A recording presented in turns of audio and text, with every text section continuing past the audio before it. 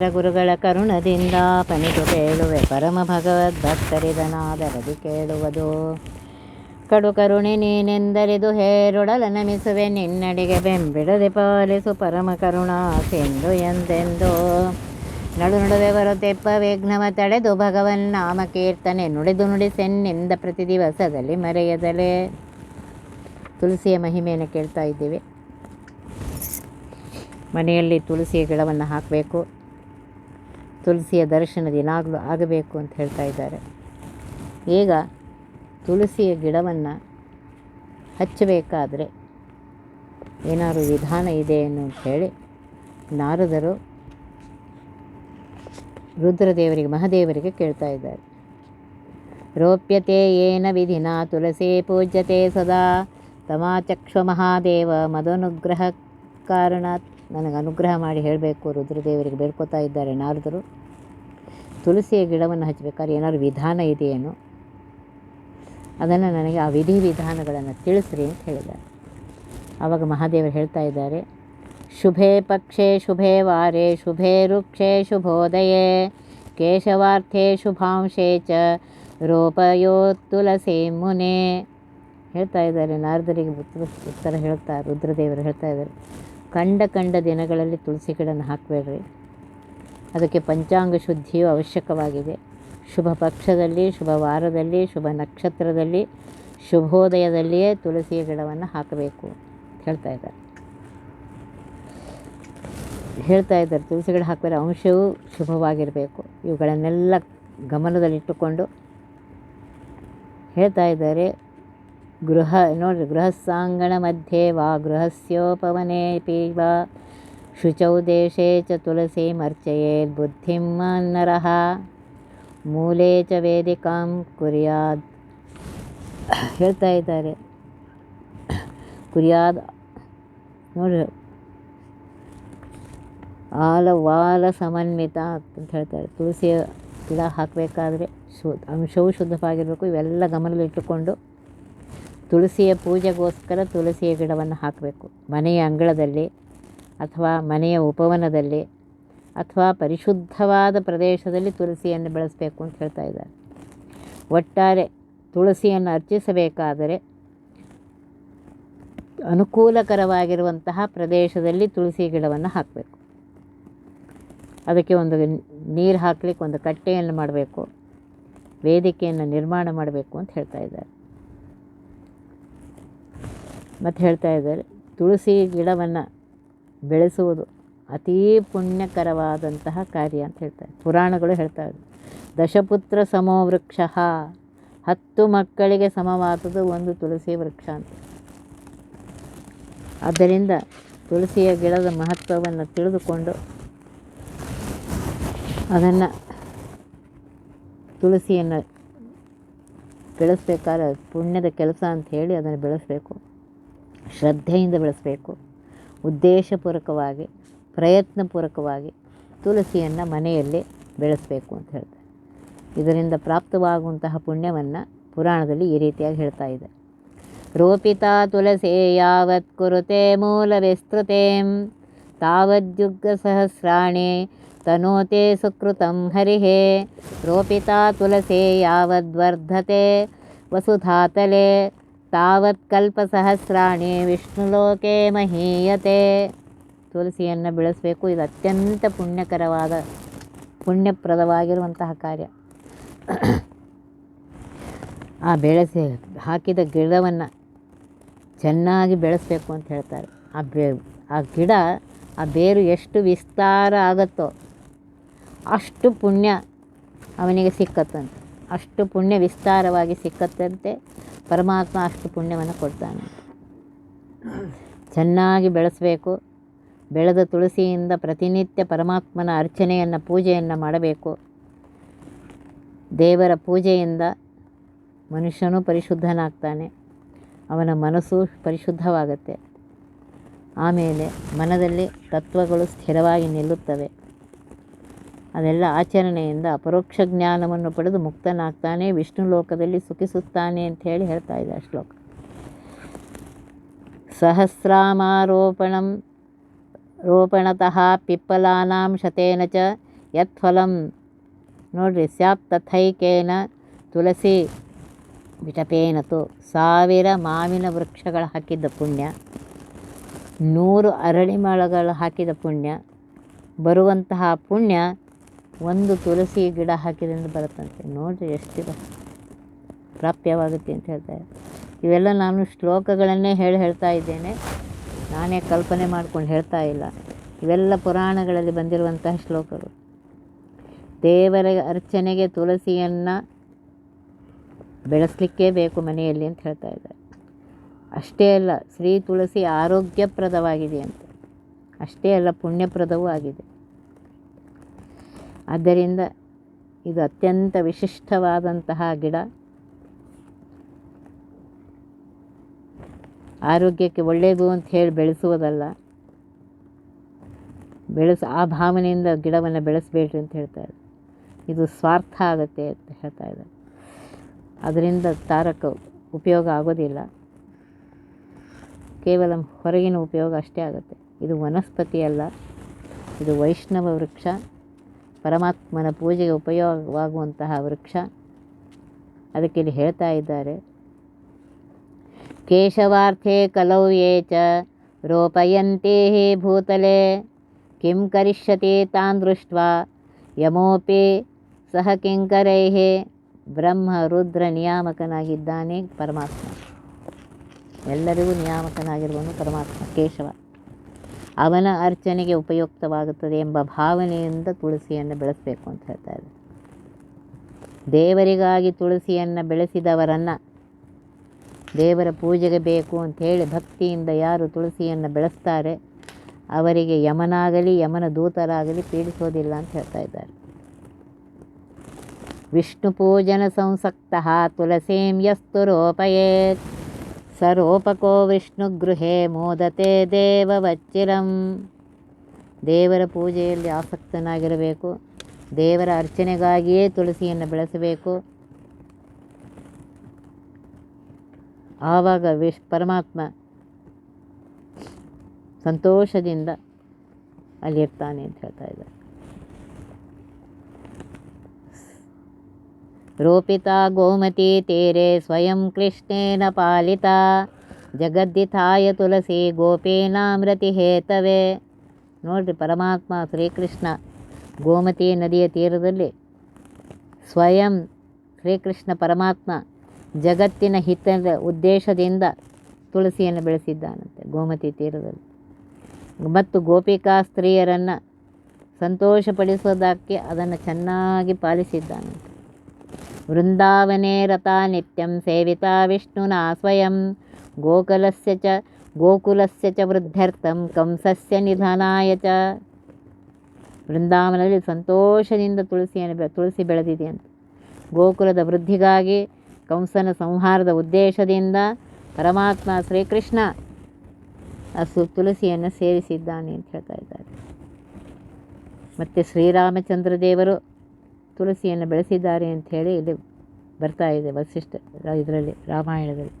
ವಸಿಷ್ಠ ವಚನ ಚೈವ ರಾಮೇಣ ಸರಯೂತಟೆ ರಾಕ್ಷಸಾನಾಂ ವಧಾರ್ಥಾಯ ರೋಪಿತಾ ತ್ವಂ ಜಗತ್ಪ್ರಿಯೆ. ನೋಡಿ, ತುಳಸಿ ವೃಕ್ಷವನ್ನು ಬೆಳೆಸಿದವರು ಶತ್ರುಗಳನ್ನು ಗೆಲ್ತಾರೆ. ಆದ್ದರಿಂದ ತುಳಸಿಯ ಆ ಗಿಡವನ್ನು ಹಾಕಪ್ಪ ಅಂತ ಹೇಳಿ ವಸಿಷ್ಠರು ಶ್ರೀರಾಮಚಂದ್ರರಿಗೆ ಆಜ್ಞೆ ಮಾಡಿದ್ದಾರೆ. ವಸಿಷ್ಠರ ಆಜ್ಞೆಗೆ ಅನುಸಾರವಾಗಿ ಶ್ರೀರಾಮಚಂದ್ರ ದೇವರು ಸರಯೂ ನದಿ ತೀರದಲ್ಲಿ ಜಗತ್ಪ್ರಿಯಳಾಗಿರುವಂತಹ ತುಳಸಿಯನ್ನು ಬೆಳೆಸಿದ್ದಾನೆ ಅಂತ ಹೇಳ್ತಾ ಇದ್ದಾರೆ. ಪರಮಾತ್ಮನಿಗೆ ಶತ್ರು ಸಂಹಾರಕ್ಕಾಗಿ ಯಾರ ಸಹಾಯವೂ ಬೇಕಾಗಿಲ್ಲ. ಆದರೂ ಇಲ್ಲಿ ಏನು ಹೇಳ್ತಾರೆ, ಗುರುಗಳಾಗಿರುವಂಥ ವಸಿಷ್ಠರ ಮಾತನ್ನು ಪಾಲಿಸುವುದಕ್ಕಾಗಿ ತುಳಸಿಯನ್ನು ಬೆಳೆಸಿದ್ದಾನಂತೆ ಪರಮಾತ್ಮ. ಮಂದ ಜನರು ಏನು ದೇವರು ಹೆಂಗೆ ಮಾಡಿದ್ದಾನೆ ಅವನು ಹಂಗೆ ತಿಳ್ಕೊಬೇಡ್ರಿ.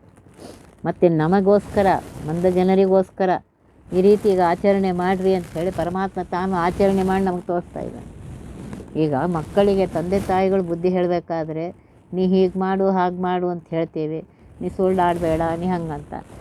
ನಾವೇ ಸುಳ್ಳಾಡ್ತಾ ಇದ್ದರೆ ಆ ಮಕ್ಕಳು ಕೇಳ್ತಾರೆ, ಅಪ್ಪ ನಂಗೆ ಸುಳ್ಳಾಡಬೇಡ ಅಂತಂದು ಮತ್ತು ನೀನೇ ಸುಳ್ಳು ಮಾತಾಡ್ತಾ ಇದೆಯಾ, ನನಗೆ ಹಿಂಗೆ ಮಾಡಂದು, ನೀ ಯಾಕೆ ಹಂಗೆ ಮಾಡಿ. ಪರಮಾತ್ಮ ಇದನ್ನು ಜನರಿಗೆ ಬಂದ ಜನರಿಗೆ ಆಚರಣೆ ಮಾಡಿ ತೋರಿಸುವುದಕ್ಕೋಸ್ಕರ ಶತ್ರು ಜಯಕ್ಕಾಗಿ ತುಳಸಿಯ ಗಿಡವನ್ನು ಬೆಳೆಸಿದ್ದಾನೆ ಅಂತ ಹೇಳ್ತಾ ಇದ್ದಾರೆ. ಆಮೇಲೆ ಹೇಳ್ತಾ ಇದ್ದಾರೆ, ಉಮಾದೇವಿಯು ತುಳಸಿಯ ಗಿಡವನ್ನು ಬೆಳೆಸಿದ್ದಾಳಂತೆ. ಇಲ್ಲಿ ಹೇಳ್ತಾ ಇದ್ದಾರೆ, ವಿವಾಹಿತರಾದವರು ನೋಡಿ ಸರಸವಾದ ದಾಂಪತ್ಯಕ್ಕೋಸ್ಕರ ತುಳಸಿಯ ಗಿಡವನ್ನು ಪೂಜೆ ಮಾಡಬೇಕು ಅಂತ ಹೇಳ್ತಾರೆ. ಅವಿವಾಹಿತರು ಕೂಡ ಉತ್ತಮ ಪತಿ ಸಿಗಬೇಕು ಅಂಥೇಳಿ ತುಳಸಿ ಪೂಜೆಯನ್ನು ನಿತ್ಯದಲ್ಲಿಯೂ ಮಾಡಬೇಕು. ಈ ರೀತಿಯಾಗಿ ಪುರಾಣದಲ್ಲಿ ವಚನ ಇದೆ. ಶಂಕರಾರ್ಥಂ ಪುರಾ ದೇವ್ಯಾ ಉಮಯಾ ಚ ಹಿಮಾಲಯೇ ರೋಪಿತಾ ಭವದ್ವೃದ್ಧರ್ಥಂ ತುಳಸಿ ತ್ವಾಂ ನಮಾಮ್ಯಹಂ. ರುದ್ರದೇವರ ಪ್ರಾಪ್ತಿಗಾಗಿ ಮತ್ತು ರುದ್ರದೇವರ ಅಭಿವೃದ್ಧಿಗಾಗಿ ಉಮಾದೇವಿಯು ಹಿಮಾಲಯದಲ್ಲಿ ನಿನ್ನನ್ನು ಬೆಳೆಸಿದ್ದಾಳಮ್ಮ ತುಳಸೀದೇವಿ, ಅಂತಹ ನಿನಗೆ ನನ್ನ ನಮಸ್ಕಾರಗಳು ಅಂತೇಳಿ ಹೇಳ್ತಾ ಇದ್ದಾರೆ. ಎಲ್ಲ ದೇವತಾ ಸ್ತ್ರೀಯರು ತುಳಸಿ ಗಿಡವನ್ನು ಹಾಕಿ ಪೂಜೆ ಮಾಡ್ತಾರಂತೆ. ಸರ್ವಾಭಿದೇವ ಪತ್ನಿಭಿಃ ರೋಪಿತೆ ನಂದನೆ ವನೆ ಸ್ವರ್ಗೇ ತು ಮಂಗಲಾರ್ಥಂ ಹಿ ಸೇವಿತಾ ತ್ವಾಂ ನಮೋಸ್ತುತೆ. ದೇವತಾ ಸ್ತ್ರೀಯರೆಲ್ಲರೂ ಅಮ್ಮ ತುಳಸೀದೇವಿ ನಿನ್ನನ್ನು ಸ್ವರ್ಗದ ನಂದನವನದಲ್ಲಿ ಬೆಳೆಸಿದ್ದಾರೆ, ತಮಗೆಲ್ಲ ಮಂಗಲವಾಗಬೇಕೆಂದು ನಿನ್ನ ಸೇವೆಯನ್ನು ಮಾಡ್ತಾರೆ, ಅಂತಹ ನಿನಗೆ ನಮಸ್ಕಾರ ಅಂತ ಹೇಳ್ತಾ ಇದ್ದಾರೆ. ಯೋ ನರಸ್ತುಳಸಿ ಸಸ್ಯಂ ಸಂಸ್ಥಾಪ್ಯಾಪಿ ಪ್ರವರ್ಧತೆ ಸ ಸಪ್ತಕುಲ ಸಂಯುಕ್ತೋ ವಿಷ್ಣು ಸಾಯುಜ್ಯಮಾಪ್ನುಯಾತ್. ತುಳಸಿ ಗಿಡವನ್ನು ಹಾಕಬೇಕು, ಅದರ ಬೆಳವಣಿಗೆಯನ್ನು ಸರಿಯಾಗಿ ಮಾಡಬೇಕು, ಚೆನ್ನಾಗಿ ಬೆಳೆಯುವಂತೆ ಮಾಡಬೇಕು. ಆಗ ಅವನ ವಂಶದಲ್ಲಿ 7 ತಲೆಯ ತನಕ ಎಲ್ಲರೂ ವೈಷ್ಣವರಾಗಿರ್ತಾರೆ ಮತ್ತು ಎಲ್ಲರೂ ಸುಖದಿಂದ ಇರ್ತಾರೆ. ತುಳಸಿಯ ವೃಂದಾವನವನ್ನು ನಿರ್ಮಾಣ ಮಾಡಬೇಕು ಅಂತ ಹೇಳ್ತಾ ಇದ್ದಾರೆ. ತುಳಸಿಯನ್ನು ಬೆಳೆಸಬೇಕಾಗಿದ್ದರೆ ಸುಂದರವಾಗಿರುವಂತಹ ವೃಂದಾವನವನ್ನು ನಿರ್ಮಾಣ ಮಾಡಿ, ವೃಂದಾದೇವಿಯೇ ಸ್ವಯಂ ವೃಂದಾವನದಾಗಿದ್ದಾಳೆ ಎಂದು ಪುರಾಣದಲ್ಲಿ ಹೇಳಿದೆ. ಜಗನ್ನಾಥದಾಸರು ತತ್ವಸುವಾಲಿಯಲ್ಲಿ ಈ ವಿಷಯವನ್ನು ತಿಳಿಸಿದ್ದಾರೆ. ಪ್ರಕೃತ ವೃಂದಾವನ ಮಾಡುವುದರಿಂದ ಲಭ್ಯವಾಗುವ ಪ್ರಯೋಜನವನ್ನು ಇಲ್ಲಿ ಹೇಳ್ತಾ ಇದ್ದಾರೆ. ವೃಂದಾವನಂ ಚ ಕುರುತೆ ರೋಪಣಾರ್ಥಂ ಮಹಾಮುನೆ. ಸ್ಕಂದ ಪುರಾಣದಲ್ಲಿ ಬಂದಿರುವಂತಹ ಇದು ಮಾತು. ತಾವತ್ತೈವ ವಿಮುಕ್ತಾಘೋ ಭೂಯಾಯ ಕಲ್ಪತೆ. ತುಳಸಿ ಬೆಳೆಸುವುದಕ್ಕಾಗಿ ಒಂದು ವೃಂದಾವನವನ್ನು ನಿರ್ಮಾಣ ಮಾಡಬೇಕು. ಇದರಿಂದ ಎಲ್ಲ ಪಾಪಗಳು ಹೋಗುತ್ತಂತೆ, ಭಗವಂತನ ಜ್ಞಾನ ವಿಕಸಿತವಾಗುತ್ತಂತೆ, ತದ್ವಾರ ಮುಕ್ತಿ ದೊರೆಯುತ್ತಂತೆ. ಆದ್ದರಿಂದ ಕನಿಷ್ಠ ಪಕ್ಷ ತಮ್ಮ ಮನೆಯಲ್ಲಿಯಾದರೂ ತುಳಸಿಯನ್ನು ಬೆಳೆಸಲು ಒಂದು ವೃಂದಾವನವನ್ನು ನಿರ್ಮಿಸಿಕೊಳ್ಳುವುದು ಅವರವರ ಸಾಧನೆಗೆ ಅನುಕೂಲ ಆಗುತ್ತೆ ಅಂತ ಹೇಳ್ತಾ ಇದ್ದಾರೆ. ವೃಂದಾವನಂ ಯ ಕುರುತೆ ತುಳಸ್ಯಾ ಭಕ್ತಿ ಸಂಯುತಃ ಅಥವಾ ಕಾರ್ಯೇದೇನ್ನೈ ತನ್ಮೇ ನಿಗದತಃ ಶೃಣು.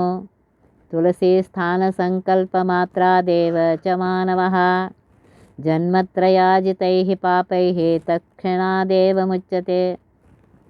ತುಳಸಿಯ ಸಂರಕ್ಷಣೆಗೋಸ್ಕರ ಒಳ್ಳೆ ಭದ್ರವಾಗಿರುವಂತಹ ವೃಂದಾವನವನ್ನು ನಿರ್ಮಾಣ ಮಾಡಬೇಕು. ಅಥವಾ ನಿಮಗಾಗದೇ ಮತ್ತೊಬ್ಬರಿಂದ ಮಾಡಿಸಿ, ಅದರಿಂದ ವಿಶಿಷ್ಟ ಫಲ ದೊರೆಸಿ. ತುಳಸಿಯನ್ನು ಬೆಳೆಸುವುದಕ್ಕೆ ಇದು ಯೋಗ್ಯ ಸ್ಥಳ ಅಂತ ಹೇಳ್ತಾ ಇದ್ದಾರೆ. ಅದರಲ್ಲಿ ತುಳಸಿಯನ್ನು ನಾನು ಹಾಕ್ತೇನೆ ಅಂತ ಸಂಕಲ್ಪ ಮಾಡಿದರೆ ಸಾಕು, 3 ಜನ್ಮಗಳಲ್ಲಿ ಮಾಡಿದ ಸಂಚಿತವಾಗಿರುವಂಥ ಪಾಪ ಎಲ್ಲ ಭಸ್ಮ ಆಗುತ್ತಂತೆ. ನೋಡ್ರಿ ಎಷ್ಟಿದೆ ಮಹಿಮೆ. ತುಳಸಿ ಕಾನನಂ ಸ್ಯಾರ್ಥಂ ಪ್ರಾಕಾರಂ ಯಸ್ತು ಕಾರಯೇತ್ ಕಂಟಕಾವರಣಂ ಚಾಪಿ ತನ್ಮೇ ನಿಗತತಃ ಶೃಣು. ಯಾವದ್ದಿನಾನಿ ತದ್ವಿಪ್ರ ತಿಷ್ಟೇ ಸಮ್ಯಕ್ ದೃಢಂ ಭುವೆ ತಾವದ್ಯುಗಸಹಸ್ರಾಣಿ ವಿಷ್ಣುಲೋಕೆ ಸ ಪೂಜ್ಯತೆ. ತುಳಸಿ ವನದ ಸಂರಕ್ಷಣೆಯನ್ನು, ಆ ಪ್ರಾಕಾರವನ್ನು ಸಂರಕ್ಷಣೆಗೋಸ್ಕರ ಒಂದು ಪ್ರಾಕಾರವನ್ನೇ ಕಟ್ಟಿರಿ ಅಂತ ಹೇಳ್ತಾರೆ. ಅಥವಾ ಯಾರೂ ಅದನ್ನು ಇದು ಮಾಡಲಾರ್ದಂಗೆ, ಪ್ರಾಕಾರ ಅಂತಂದರೆ ಕಾಂಪೌಂಡ್ ಥರ ಒಂದು ಮಾಡಿರಿ, ಕಟ್ಟೆ ಮಾಡಿರಿ, ಏನಾದ್ರು ಮಾಡಿರಿ. ಅಥವಾ ಮುಳ್ಳಿನ ಬೇಲಿಯನ್ನಾರು ಸುತ್ತಲೂ ಹಾಕಿ ಆ ಬೇಲಿ ಅಥವಾ ಆ ಕಟ್ಟೆ ಪ್ರಾಕಾರ ಕಾಂಪೌಂಡು ಏನಂತಿರೋದು ಅದು ಎಷ್ಟು ದಿನಗಳವರೆಗೆ ದೃಢವಾಗಿರುತ್ತೋ ಅಷ್ಟು 1000 ಯುಗಗಳ ತನಕ ಸುಖವನ್ನು ಅನುಭವಿಸ್ತಾನಂತೆ ಮನುಷ್ಯ. ನೋಡಿರಿ ಎಷ್ಟು ಹೇಳ್ತಾರೆ ಅಂದರೆ, ನೀವು ತುಳಸಿಯ ಸೇವೆಯನ್ನು ಎಷ್ಟು ರೀತಿಯಿಂದ ಮಾಡ್ತೀರಿ ಅಷ್ಟು ರೀತಿಯಿಂದ ಪರಮಾತ್ಮ ಅನುಗ್ರಹ ಮಾಡ್ತಾನೆ. ತುಳಸಿಯನ್ನು ಸಂರಕ್ಷಣೆ ಮಾಡುವ ಬಗ್ಗೆ ಹೇಳ್ತಾ ಇದ್ದಾರೆ.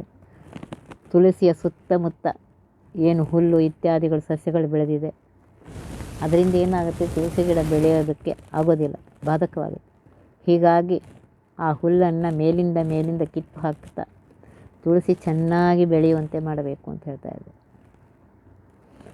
ಯಾವ ಪ್ರಾಣಿಗಳಿಂದಲೂ ತುಳಸಿಯ ಬೆಳವಣಿಗೆ ತೊಂದರೆಯಾಗುತ್ತದೆ, ಅದನ್ನು ರಕ್ಷಣೆ ಮಾಡಬೇಕು, ಆಗದೇ ಇರೋಂಗೆ ನೋಡ್ಕೋಬೇಕು. ಅಭಿವೃದ್ಧಿಗೆ ಬೇಕಾದಂತಹ ಎಲ್ಲ ಉಪಾಯಗಳನ್ನು ಚೆನ್ನಾಗಿ ಮಾಡಬೇಕು ಅಂತ ಹೇಳ್ತಾ ಇದ್ದಾರೆ. ತುಳಸಿ ವೃಕ್ಷ ಜೊತೆಗೆ ಬೆಳೆದಿರುವಂಥ ಹುಲ್ಲು ಮೊದಲ ತೆಗಿತಾ ಇರಬೇಕು. ಯಾಕೆ ಅಂದರೆ ಆ ಹುಲ್ಲು ಬೆಳೆದರೆ ಗಿಡಕ್ಕೆ ಬೆಳವಣಿಗೆ ಕಡಿಮೆ ಆಗುತ್ತೆ. ತೆಗೆದ್ರೆ ಏನಾಗುತ್ತೆ ಅಂತ ಹೀಗೆ ಮಾಡೋದ್ರಿಂದ ಆ ವ್ಯಕ್ತಿಯ ದೇಹದಲ್ಲಿರೋ ಬ್ರಹ್ಮಹತ್ಯಾದಿ ಪಾಪಗಳು ಪರಮಾತ್ಮ ಕಿತ್ತಿ ಎಸಿತಾನಂತೆ. ಚಿನ್ವಂತಿ ತೃಣಜಾತೇನೆ ತುಳಸಿ ಮೂಲಜಾನಿ ವೈ ತದ್ದೇಹಸ್ಥಾಹ ಬ್ರಹ್ಮಹತ್ಯಾಶ್ಚಿನೋತೆ ತತ್ ಕ್ಷಣಾತ್ ಹರಿಹಿ. ನೋಡಿರಿ, ಅದರ ಸುತ್ತಮುತ್ತಲಿರುವಂತಹ ಹುಲ್ಲು ಏನಿದೆ ಅದನ್ನು ತೆಗೆದರೆ ಪರಮಾತ್ಮ ಅವನ ದೇಹದಲ್ಲಿರುವ ಬ್ರಹ್ಮಹತ್ಯಾದಿ ಪಾಪಗಳನ್ನು ಇದು ಮಾಡ್ತಾನೆ. ಗೋಭ್ಯ ಶ್ವಭ್ಯ ಖರೇಭ್ಯಶ್ಚ ಮನುಷ್ಯೇಭ್ಯಶ್ಚ ರಕ್ಷತೆ ಶಿಶುಭ್ಯ ತುಳಸೀಂ ಯಸ್ತು ತಂ ರಕ್ಷೇತ್ ಕೇಶವಸ್ಸದ. ಹಸುಗಳು, ನಾಯಿಗಳು, ಕತ್ತೆಗಳು, ಮನುಷ್ಯರು ಮತ್ತು ಮಕ್ಕಳು ತುಳಸಿ ಇದು ಮಾಡ್ತಾ ಇರ್ತಾರೆ. ಸಣ್ಣ ಮಕ್ಕಳಿಗೆ ಗೊತ್ತಿರ್ತಾರಲ್ಲ, ಅವರು ಇದು ಮಾಡ್ತಾ ಇರ್ತಾರೆ. ಕೆಲವರು ಕೇಳದೆ ತುಳಸಿ ತೊಗೊಂಡು ಹೋಗ್ತಿರ್ತಾರೆ, ಅದಕ್ಕೆ ಬೇಕು ಇದಕ್ಕೆ. ಇವರಿಂದ ಸದಾ ತುಳಸಿಯನ್ನು ರಕ್ಷಣೆ ಮಾಡಬೇಕು ಅಂತ ಹೇಳ್ತಾ ಇದ್ದಾರೆ.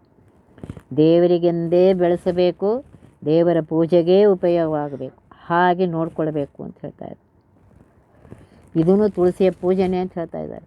ಆ ರೀತಿ ರಕ್ಷಣೆ ಮಾಡೋದ್ರಿಂದ ಇದರಿಂದ ಪರಮಾತ್ಮ ಸಂತುಷ್ಟನಾಗ್ತಾನೆ. ಅಷ್ಟೇ ಅಲ್ಲ, ಆ ತುಳಸಿಯನ್ನು ರಕ್ಷಣೆ ಮಾಡಿದವರನ್ನು, ಆ ಸೇವೆಯನ್ನು ಮಾಡಿದವ್ರನ್ನ ಪರಮಾತ್ಮನು ಅವರನ್ನು ರಕ್ಷಣೆ ಮಾಡ್ತಾನೆ ಅಂತ ಹೇಳ್ತಾ ಇದ್ದಾರೆ. ಎಷ್ಟಿದೆ ನೋಡಿರಿ ತುಳಸಿಯ ಮಹಿಮೆ.